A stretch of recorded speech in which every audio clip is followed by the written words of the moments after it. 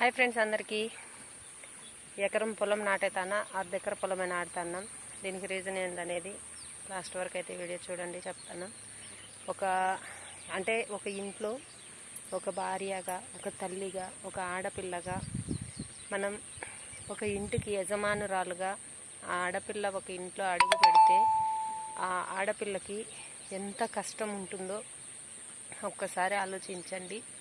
ఇప్పుడు పొద్దున 4కి అయితే లేచినాం, ఇంకా పిల్లలకు బాక్సులు కట్టించి పిల్లల్ని అయితే స్కూల్కి పంపించేసినాం. ఇప్పుడు టైం వచ్చేసి 8:30 అవుతుంది. ఇంక ఇప్పుడైతే పొలం కాడికి అయితే వచ్చేసినాం. మేమైతే ఇంకా పొలం అయితే దున్నేసినాం. పొలం నాటేసుకోవాలా. ఈ పొలం నాటేసుకునేదానికి ఎకరానికైతే నారు పోసినాం, కానీ అర్ధెకరం మాత్రమే దున్నినాం. దీనికి రీజన్ ఏంటంటే వర్షాలు లేకపోవడం. వర్షాలు ఎటు చూసినా అసలు వర్షాలు లేవు. చాలామంది మాకైతే వర్షాలు పడుతున్నాయి అంటున్నారు. అది ఎక్కడ పడుతుందో ఏమో తెలియదు. మాకైతే అస్సలు వానే లేదు. ఇంకా మేము అందుకోసం అని చెప్పేసి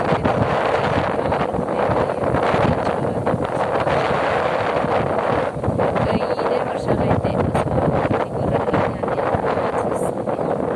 అసలు వాన గడ్డే లేదు ఆవులకు కానీ మేకలకు గొర్రెలకు. కాబట్టి ఇంకా ఆవులకన్నా మేతుంటే ఆవులతో అన్నా ఏదో జీవనాధారం జరుగుతుంది కదా అని చెప్పి మేమైతే ఆవులకు గడ్డి ఉంటుంది, తినడానికి మనకు తిండికుంటాయి అని చెప్పి కొంచెం అయితే దున్నేసుకున్నాం.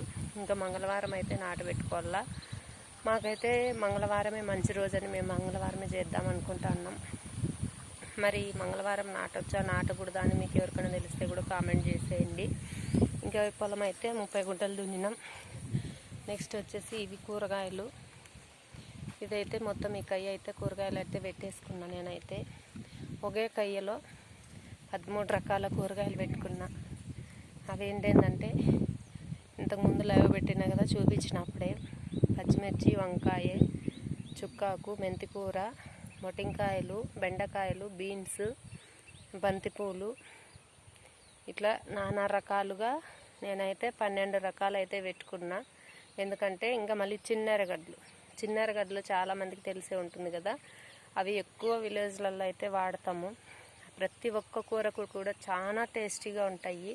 అవి నేను ఇక్కడ నాటిన, ఒకసారి చూడండి. చిన్నెరగడ్డలు కూడా అంటే మిరప చెట్టులు లేని దగ్గర మాత్రమే నాటుకున్న, కొన్నిగా తీసుకొచ్చి ఇంట్లోకి అయితే సరిపోతాయి అని చెప్పేసి ఇంకా చిన్నెరగడ్డలు ఎట్లా నాటినానో ఒకసారి మీకు కూడా చూపిస్తా చూడండి.